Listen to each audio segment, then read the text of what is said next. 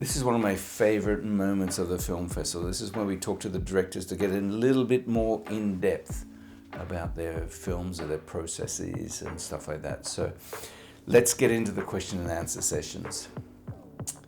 Can you please introduce yourself? Tell us a little bit about your film. Hello, my name is Arjan Brentjes. I made the short animation film, The Grand Book. It's a 20-minute animated film. It is set in a world that is reminiscent of the 1920s, but it deals with subject matter of current day.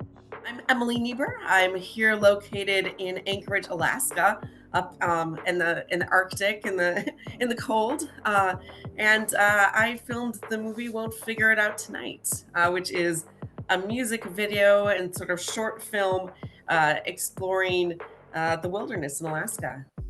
I always find it very interesting to actually discuss with the filmmaker what's the genesis of the film? How did it come about? This time I tried to challenge myself technically and storytelling-wise to do different things than I've done before. So the one before that also had very limited dialogue, but this one is entirely without dialogue, even without any Foley sound. So the music is the only sound that you hear. So the music is part of the storytelling, and also the lack of dialogue forces you to find different ways to get the story across to your audience, which was fun for me to do this in this old movies, the silent movie era style, because it's dramatic, when people don't think they go oh, and that is fun to animate. Yeah, I had just finished a previous film, and I was so inspired by some of the other directors and filmmakers. I really wanted to make something new, and so I just kept going out and filming in different conditions. Originally, I wasn't really expecting to film my own music video. I just wanted to get a lot of Arctic footage, but I came across a deadline, and I needed to have a film, and so I decided, well, I could go record my own song and make my own film from this. Yeah, and I just wanted to make something powerful, something that would speak to people who are kind of in their own wilderness. That you're not going to um, figure out your solution today, but just keep enjoying the beauty around you and enjoy the wilderness, and yeah, just keep trying to find yourself. So I just kind of wanted to express that. For those of us who are technically involved in the filmmaking process, tell me, how long did it take you to shoot and edit the film? Shooting is not really completely irrelevant because it's animation. So the most of the work is not done with a camera. We did make recordings, of course, music, but the movements of the actors is largely made by motion capture, and you can sometimes see that I'm new to this. Like it could have moved a bit better, but it was my first attempt, and so that I think there have been like 20 days of recording in different settings, but most of the work was the animation work and the design work and things like that. So the process in its entirety took about 3 years, of which at least a year is just applications for funding, all this organizational stuff.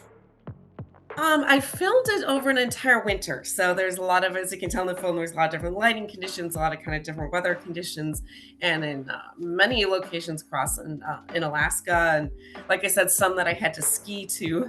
Although there's a benefit if you ski to a photo location, you can handle -20 better because you're warm, and so it's easier to film. So there's a benefit to that.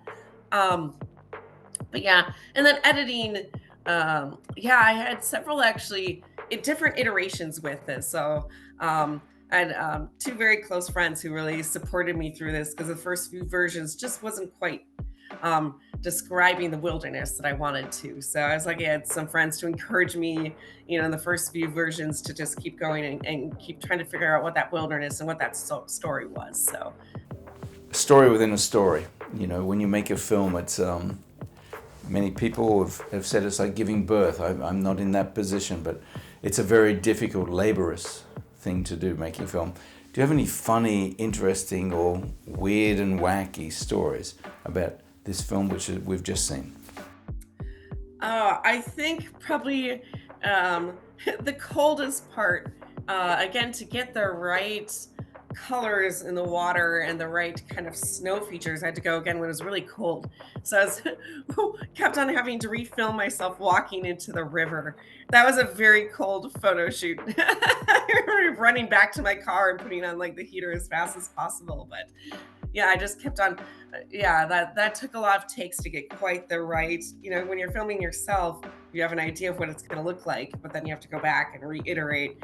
So I walked to that river many times, and that was very cold.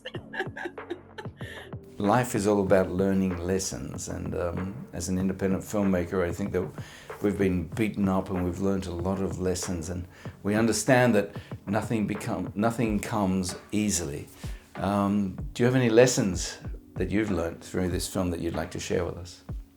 I did learn that for most animation film festivals, this is too long, 20 minutes. They prefer around 7 minutes. So a lot of the feedback I got was that they can put 3 films in the in the slot that would have fitted a 20-minute animation film. So as a tip for animation filmmakers, if you're not making a feature, keep it short. So that's something I learned. Maybe not make an entire film with a technique you don't really master yet. I think again, just persistence and having an open mind. Like I said, in the wilderness, just being open to whatever story that nature was going to tell that day. It might be different than what I wanted to tell, and just trying to capture that and the different lighting. But yeah, and I think consistency and really relying on a support network, like you're saying, really learning like that the first vision might not be the correct vision or version, and just to really listen to that great feedback from friends and really try to delve into the story, and don't get too frustrated. Just keep trusting the process. You're competing with dozens of other filmmakers here, and at the ÉCU, the European Independent Film Festival. Tell us, how do you feel about that? Oh my gosh, very humbled, very excited. I can't wait to meet everyone. I assume you'll be there. I'll get to meet you. But yeah, it seems like so far the staff has been amazing. The clips of the films, that they look, just thrilling. So I'm just very excited to meet everyone and to watch all of this, be inspired by all of this amazing artwork that people have been working on. So. What is interesting about the submitting it and being accepted or rejected is that it does give you, if you submit enough, it gives you a broad idea of the reception of the film, and that what I find interesting is that looking back, it sort of fits my ranking of the films, if you know what I mean. So the film that I thought worked out best was the one that was selected most.